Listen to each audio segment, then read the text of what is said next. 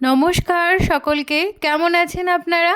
আমি পায়েল হাতাখুন্তির খুনসুটির একটি ব্লগে আপনাদেরকে স্বাগত জানাই।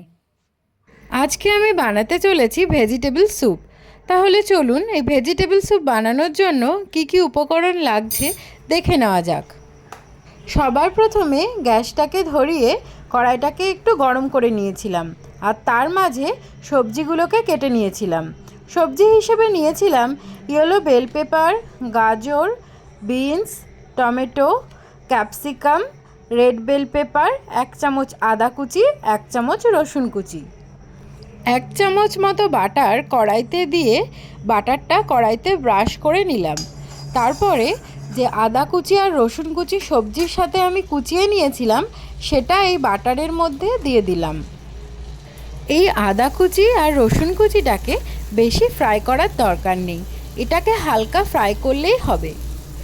আদা রসুন কুচিটা হালকা ফ্রাই হয়ে গেলে সমস্ত কুচানো সবজিগুলো কড়াইতে দিয়ে দিলাম।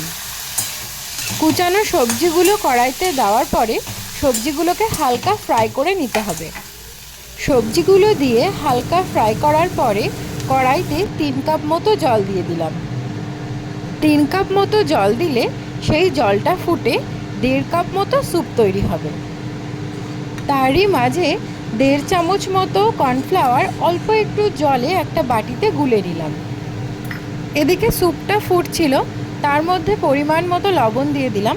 আপনাদের যার জিভের স্বাদ ততটা অনুযায়ী লবণ দেবেন। স্যুপটা ফুটে উঠলে যে কর্নফ্লাওয়ারটা বাটিতে গুলে রেখেছিলাম সেই জলটা আমি স্যুপের মধ্যে দিয়ে দিলাম। আচ্ছা, এখানে বলে রাখি, কর্নফ্লাওয়ারটা দিলে স্যুপটা থকথকে হয়। তারপরে একটা বাটিতে 2টো ডিম ফেটিয়ে রেখেছিলাম। স্যুপটা ফুটে উঠলে সেই 2টো ডিম ফেটিয়ে স্যুপের মধ্যে দিয়ে দিলাম। আপনারা চাইলে 2টো ডিমের পরিবর্তে একটা ডিমও ব্যবহার করতে পারেন। আচ্ছা, এরই মাঝে বলে রাখি, একটা জিনিস আমার ভিডিও করা হয়ে ওঠেনি, সেটা হলো আমি এরই মাঝে 10টা গোলমরিচ, 2 চামচ গোটা জিরে হালকা করে ফ্রাই করে নিয়েছিলাম একটা প্যানে নিয়ে।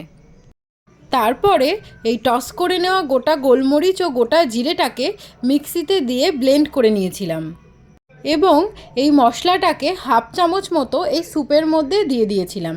এই মশলাটা স্যুপের টেস্টটাকে আরও দ্বিগুণ করে দেয়। এই ছিল আজকের রেসিপিটির ফাইনাল লুক।